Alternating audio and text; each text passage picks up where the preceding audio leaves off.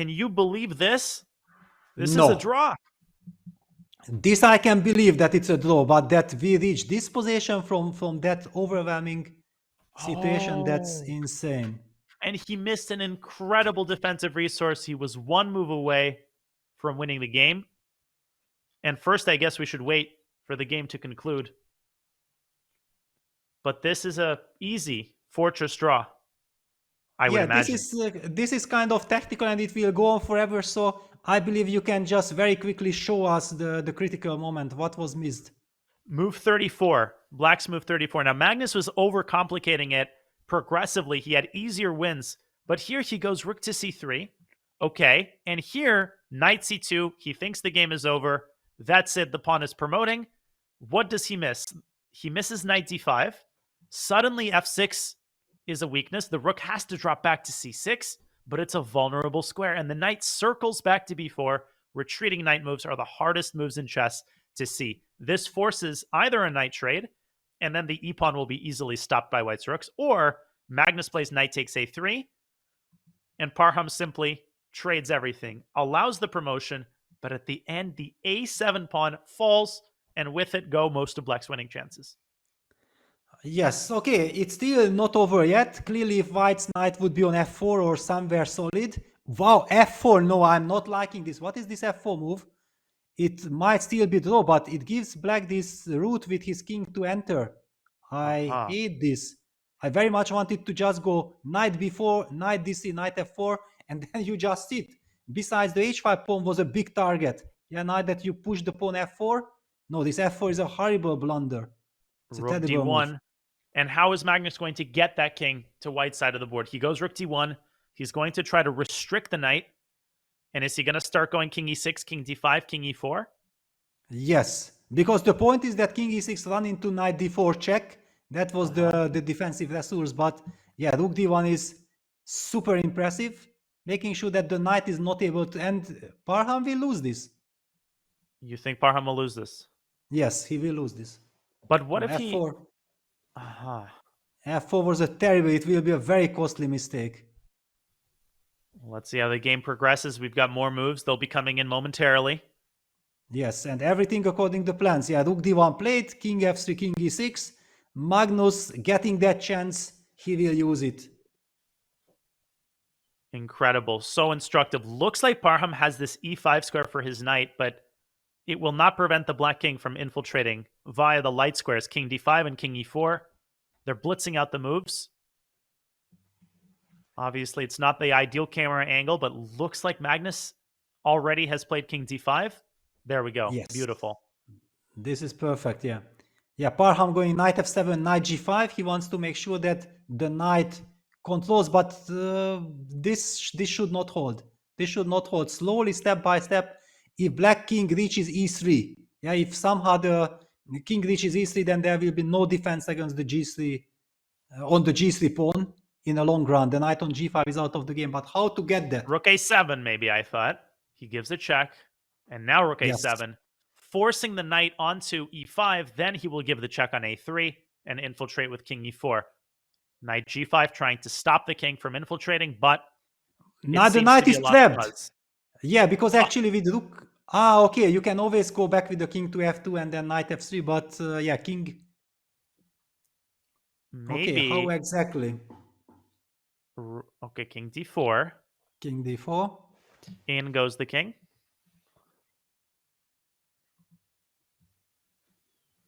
Maybe a check on e6 can be considered. Yeah, but okay, king d3 and then king d2, king e1. That's why this f5, f4 construction that white can never trade pawns, yeah? Normally that's one of the key strategy, that you keep the pawn on f3 and you always have g4 to get rid of pawns if necessary. Now in this construction, you can never do that. Exactly. We hardly see Magnus on the camera, but it's enough from his hand movement, body movement, to feel that he senses that, yeah, this should be winning. And look at the body language and the hand movement are very firm. And what relief he must feel. King d3 inching forward, but Parham refusing to die. Knight e6 obviously cannot miss a fork. And he's trying to go through d2 and d1, I think. Yes. But okay, this knight on g5 and the knight is still jumping. It's also very irritating that it looks like it should be already a win. And then your opponent has a kind of a good defensive resource that's also very frustrating. Wow, Magnus setting up a trap. Yeah, that with knight g7, white can attack both pawns, but black is very happy to give one of them with king e4 and then the king eventually reaching the f3 square. Exactly. Yeah, that knight on h5, it's the worst square on the board.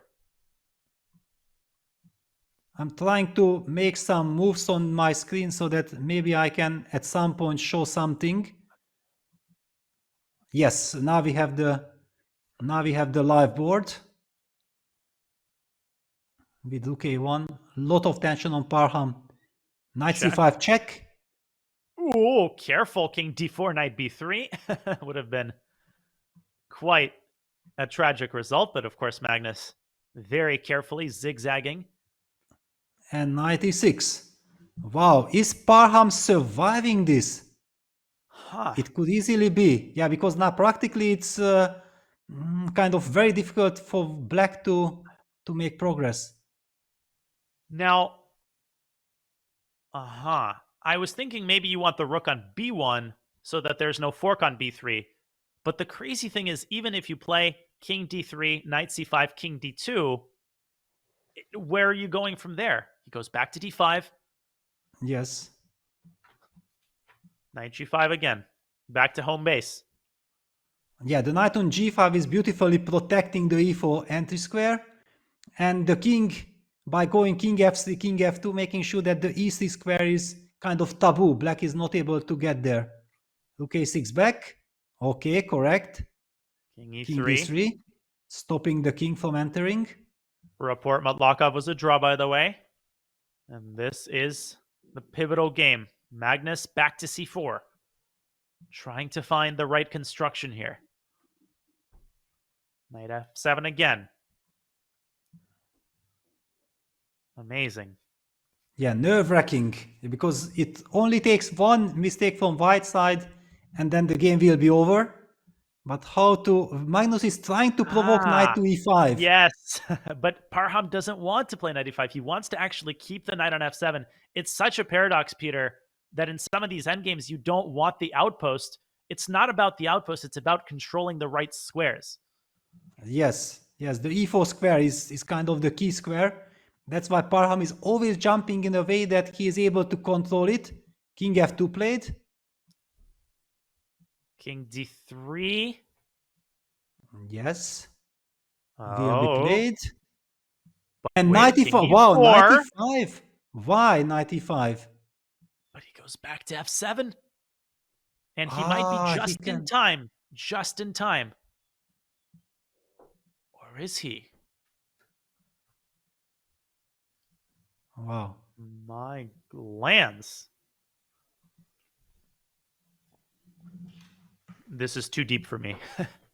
Okay, you need also nerves of steel to be handling, and Parham seems to be believing already that he has found the fortress. We have seen that moment when Magnus was believing with his movement that yes, I'm gonna get it, and now I feel like Parham is signaling that all right, I got it. This is a draw. I got my fortress. Yeah, he might feel that Magnus has exhausted all of his ideas, but something tells me he hasn't exhausted them just yet. Look at the opposition stopping the penetration to e1, king d1 check. There might be king f1. Incredible. Just like a pawn endgame. Yeah, that's kind of stunning. Will he dare to play the move king f1? That's a big question. It's not an easy move psychologically to make, no? Definitely not. But if you move up, there's king e1, and that's a whole new can of worms that you've opened. Exactly, and with king f3, king e1, king f1, rook a3 will be a checkmating threat also. Yes. Magnus making that typical Carlsen waiting move, throwing the ball back at Parham, saying, hey, you make a move. Yeah, making a move is always the toughest. Yes. In such situations. 96. Just in case, hinting at knight d4, yeah, double attack. But that's also kind of, yes, okay, now rook c5 is running into another fork with knight b3 check. One needs to be careful.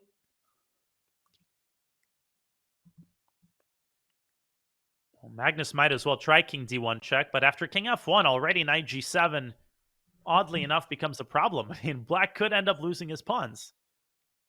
Yes, it's already, even after king d1, I'm not completely sure if king f3 is not possible, because exactly due to the knight g7 kind of idea. Magnus running out of time, running out of winning attempts. Back to d3 he goes. And Yeah, back he to needs c3. to accumulate. Yeah, he needs to accumulate time.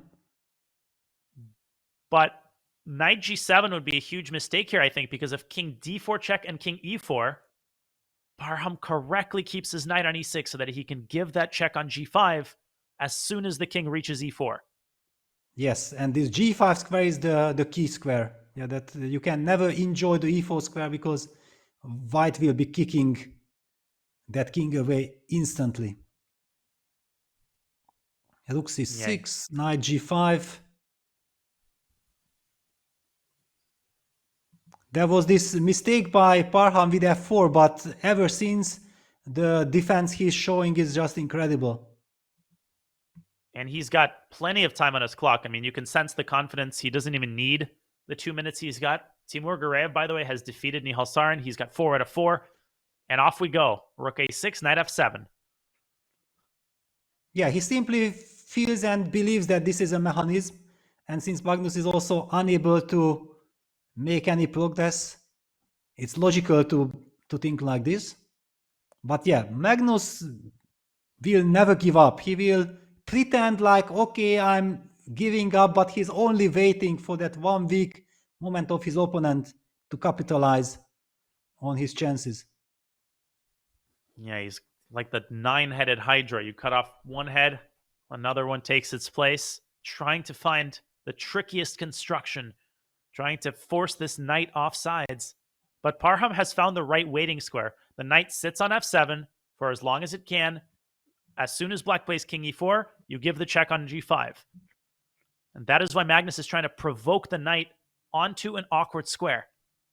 But Parham doesn't budge. Okay, he went for knight d6. It shows some guts. Oh, sacking the d7. second pawn? Uh-oh. Yes, Magnus had enough. He wants to get the king to e4 at all cost, even if it means I'm sacrificing another one. But knight f5, king e4 is a disaster for white because the rook comes into d2. So knight e8? But what did Parham do? He had 2 minutes on the clock. Why is he rushing with knight d6? And What on earth is this? He forgot about rook d7, but I think knight e8 might hold on. No, knight's over. No, it's over. Yeah, knight e8, but then... But then what? Well, then already you find the win. It's impossible to it's impossible to hang on with a knight on e8. It's crazy. He's trying. Yeah, and he traps it. The knight is out of oxygen. The knight is trapped. King f3, I think, has to be tried, but now the king can just walk back and trap the knight. It's over. Oh my gosh.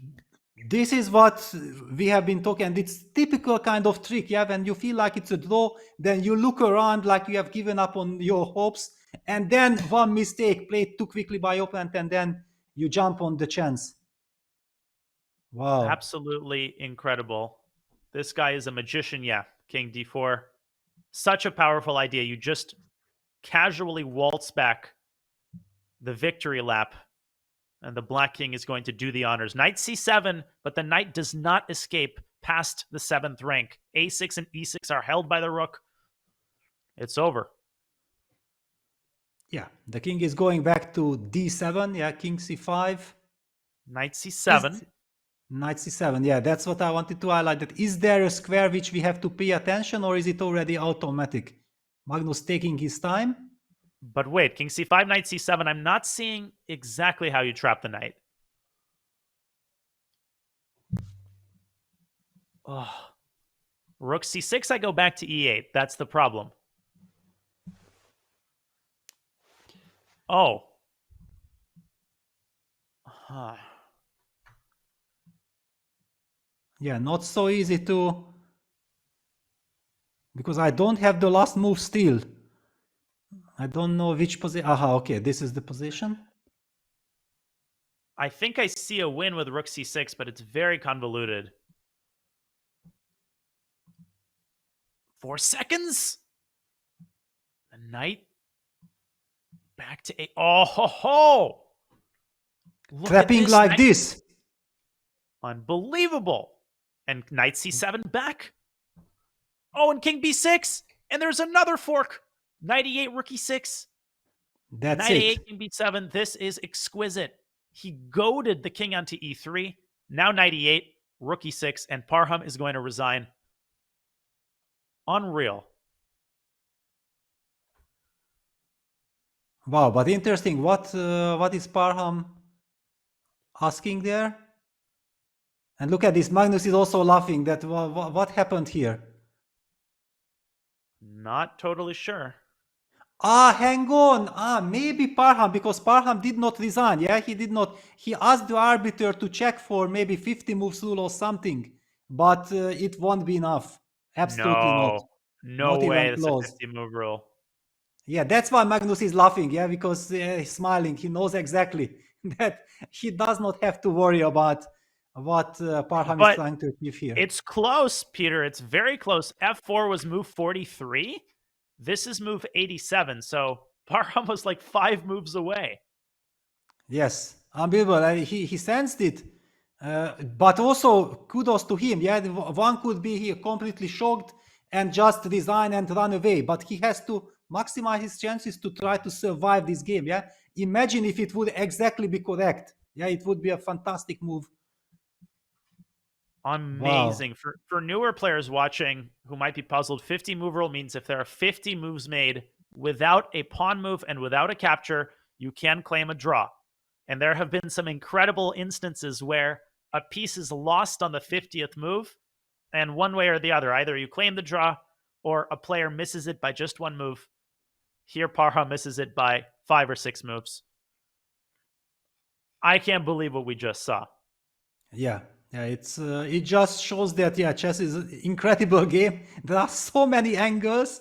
Yeah, that even when it looks like Parham almost, that he has to design, he still has a chance. But unfortunately, we know that it's not enough.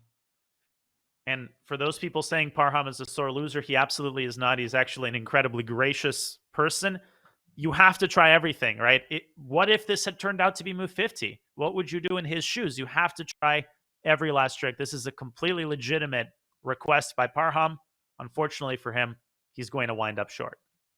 Yes, There and imagine that if it would be, that's it, handshake, Parham resigns. Wow.